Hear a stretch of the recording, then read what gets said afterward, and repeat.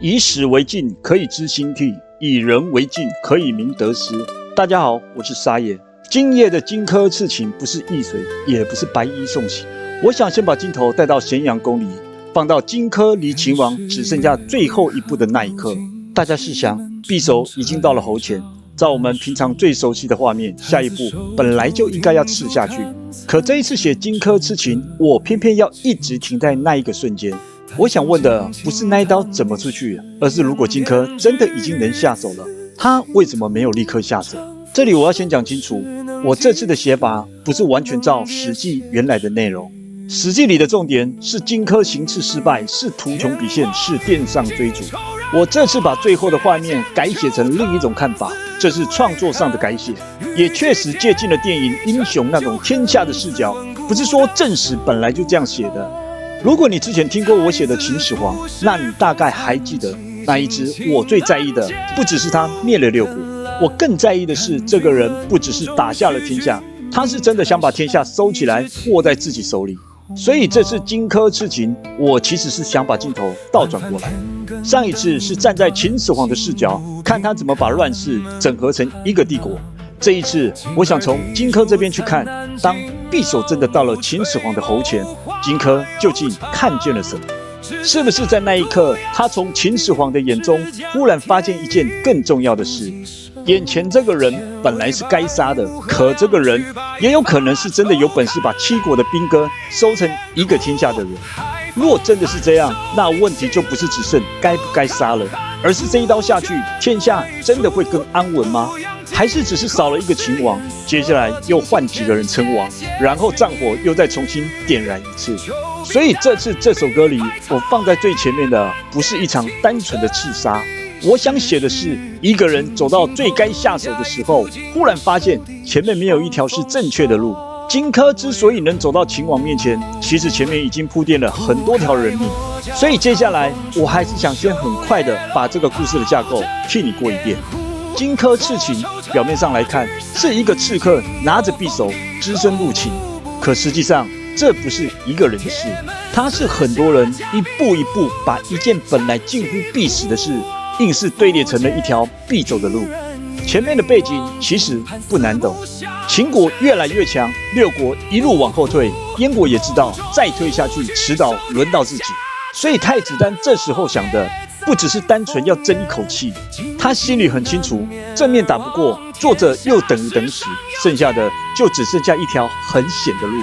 而在荆轲真正进场之前，有2个名字一定得先讲清楚，一个是田光，另一个是樊於期。先说田光，很多人第一次听到这个故事时，对田光的印象其实并不深，可其实是他把荆轲带进这个局。太子丹原本先找的是田光，田光再把荆轲推到太子丹面前。可田光真正重要的地方，不只是在于推荐而已，更重要的是太子丹和他谈完之后，特别叮嘱这件事情千万不能泄露。田光听懂了，这不只是在交代，也是在问他这个秘密你保不保得住。所以田光后来引颈，不是为了壮烈好看，他是在用自己的实替这次的行动把不会从我这里泄露出去这件事画上句点。换句话说，这个局还没有正式启动，田光就先把命搭上。再来，我们讲樊於期这个人，他在这个故事里真正的作用是开门。荆轲若只带着一张都康地图去，未必就能走到秦王面前。可如果再加上樊於期的首级，事情就不一样了，因为那是秦国要的人。所以樊於期的这颗人头不只是血仇，也是荆轲能够入秦接近秦王，能把匕首带到那么近的一张通行证。顺带一提，樊於期这名字的读音在台湾和中国不太一样，台湾比较常念作樊於期，而在中国则比較常听到樊於基。两边讲的都是同一个人，只是读音习惯不同而已。我们继续回到故事，你若稍微凸显田光和樊於期这2个角色，整个故事就不一样了。他不再只是荆轲很勇，而是田光先把命搭进去，樊於期再把头送出去。太子丹压上的是燕国最后的那点希望，到了最后，荆轲才能顺利走进咸阳。所以这故事不单单只是一个人去刺秦，而是很多人都知道这条路必死，也得一步一步走到秦王面前。而在这么多大事、大局、大名之间，有一个很小、很安静的地方值得注意，就是荆轲出门之前在家的那顿晚餐。因为很多史书就只会记大事，会记下父亲，会记得图穷匕见，可大家别忘了，荆轲也是某个人的儿子。我这是在歌里写他出门之前和母亲同桌吃饭这一段，不是证实会浓墨重彩的地方。可我觉得，如果真有这一幕，他们应该是谁都没哭，谁都知道不对，可谁都不先说破。因为一个母亲忽然发现，今天这顿饭儿子吃得特别慢，话特别少，门边却又早早放好了行囊。他不会真的不知道有事。做母亲的人，很多时候不是谁告诉他，而是那股不对劲，一进门他就知道了。可他又能问什么呢？若真的问出口了，那句话很可能就成了把人留下的话。而他心里很清楚，有些决定不是靠一句别去就能把人留住。所以这首歌里，我没有让金母说很多话，我让她最后只留下一些身为母亲该交代的叮咛，像是添衣，像是路上小心，像是记得吃饭。这些话看起来都很轻，可真的到那时候，你才会知道，越轻的话就越是不敢说出口。荆轲那边也是一样，他不是不知道这一去大概就回不来了，可正因如此，他反而更不能说话。说了这顿饭吃不完，说了这个儿子就不只是要出门，而是要当着母亲的面把永别说出口。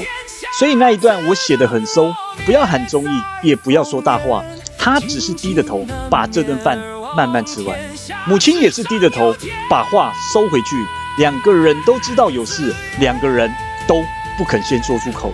我自己很喜欢这样子的荆轲，因为在家里他不是一位刺客，他只是一个单纯的儿子。而你一旦记得咸阳殿上的那把匕首，前面其实还隔着与母亲的那顿晚餐，后面那一停就会让人更难受。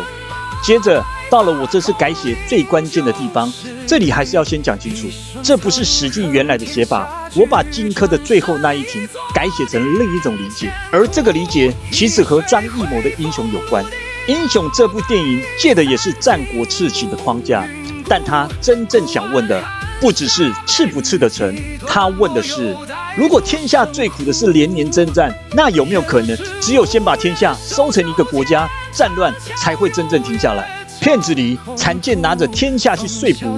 吴敏最后放下那一剑，也正是因为他忽然明白，杀掉秦王未必就等于救了天下，所以这次我在歌里我才会放荆秦南面而亡天下，是上有天子也。这句话不是要替秦王洗白，也不是要把荆轲写成忽然被感化。我想象的是，荆轲在这么近的地方，第一次亲眼见到这个人，他不只是秦王，他也许真的是那个能把齐国兵戈收成一个天下的人。这时候，匕首就不再只是一把匕首，他一头抵着秦王的喉咙，另一头抵着的是整个天下，接下来会往哪里走？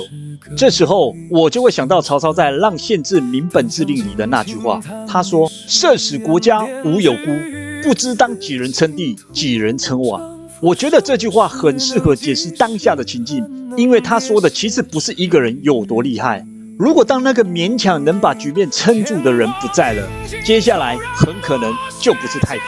而是又有更多人冒出来称王称帝，这天下就会重新再乱一次。所以这件事用一句比较直白的话来说，就是这一刀下去未必能让天下安静，但这一刀若停住，也许还能替乱世留一点喘息的空间。这也是我为什么故意要把《秦始皇》和《荆轲刺秦》这两首歌接在一起。之前我做的是一个人怎么整合天下，今天我做的是当另一个人手握匕首时，忽然发现这个天下一旦收不住，后果也同样可怕。讲到这里，我还想往后再多讲一点，因为荆轲这个人不是只在《史记》里出现一次，他后来其实一直被人记着，也一直被人拿出来讲。最早当然是司马迁，像今天大家一想到荆轲，脑子里先浮出来的几乎都是《刺客列传》里的那些画面，像是易水、白衣、图穷匕见。没有这些记录，后面很多的感慨都没有落脚的地方。可荆轲之所以一直被后世反复传唱，靠的不只是这些，其中我自己很喜欢的是陶渊明的《咏荆轲》，因为陶渊明这个人没有硬凹，事情没成他就老老实实说没成，可说完之后他又补了2句：其哉见素书，其功遂不成。其人虽已没，千载有余情。我尤其喜欢最后那一联：其人虽已没，千载有余情。这句最妙的地方是他没有替荆轲硬凹，失败就是失败，人虽然没了，但他的精神是值得敬佩的。后面的人还是会想到他，还是会替他觉得可惜。再往后到骆宾王写的《于易水送人》，镜头又不一样了。他写道：此地别燕丹，壮士把冲关。昔时人已没，今日水犹寒。前面还在讲人，到了这里人已经不在了，留下来的是易水，是后来的人站在岸边，想到这件事还是会感到心酸。所以易水到后来已经不单单只是地名，它更像是一股回声。所以这首歌引用的那些古文，是为了证明荆轲不只停在战国那一年，你会看见他怎么被司马迁记下来，怎么被陶渊明接过去，又怎么被骆宾王写成易水边一直没散掉的含义。你再回头看他，就不会只把他当成一个事情没成功的人，你会知道这个人之所以一直没被忘掉，不是因为他差一点就成功，而是因为后面的人一直从他身上看见一种很难说完的东西。所以讲到最后，我一直觉得读历史如果只记得谁赢谁输，其实有点可惜。历史不是只放在课本里，让我们背年代、背人物、背战役，历史更像是一面镜子。古人说以史为镜，可以知兴替。我觉得这句话到今天还是很受用，因为很多古人的处境，我相信不管是现在或者是未来，都会以不同的形式一再重演。我们当然不会真的像荆轲那样拿着匕首走进秦宫，决定天下的未来。可是荆轲最后的那一个停顿，很值得今天的我们一起来深思。因为燕太子丹把整个燕国最后的希望全都交给了荆轲，田光为了保住这个秘密，已经先把命交出去。樊於期为了让荆轲更靠近秦王，也把自己的头颅也送出去。所以荆轲走进咸阳宫的时候，他背负的任务就不是简单的事情，他不单是背负着很多人的信任，更是很多人的生命，还有燕国最后的一点指望。照理说，到了那一刻，最简单的做法就是把命令做完，吃下去，不必多想。因为那是他原本被派去应该做的事，可我这次偏偏想写的是，如果在最后的那一个瞬间，他忽然发现吃下去未必能让天下更好呢？这时候他要面对的就不再只是敢不敢而已，而是一件更难的事。到底要完成命令本身，还是要守住命令背后真正的目的？这件事其实今天的人也会遇到。比如说，在工作上，上级交代你今天一定要把一份文件或一个产品送出去，时间很急，所有人都在等结果。可就在最后一刻，你忽然发现里面有一个重大瑕疵。如果照原来的命令做，表面上是完成任务，可是后面可能会伤到更多的人，这也可能让整件事情变得更糟。这时候，如果你来不及回报，也没有人能替你立刻做决定，你要怎么办？是使命必达，执行命令，还是先停住，相信自己的判断？我相信这个问题真的很难，因为停下来改变原来的命令，不一定会被理解。可是读历史有意思的地方就在这里，它不是只让我们知道从前发生过什么，它也会一再把很古老的问题重新放到我们面前。所以我在看荆轲最后的那一刻，不只是在看一场刺杀，我也在看一个人在命令、责任、史局和更大的后果之间，到底能不能分清楚自己真正要守的是什么？刺秦是命令，救燕是目的，止乱可能才是背后更大的目标。而如果3件事在最后一刻才发生，那荆轲的停手就和失败无关，它会变成一个很沉重的问题。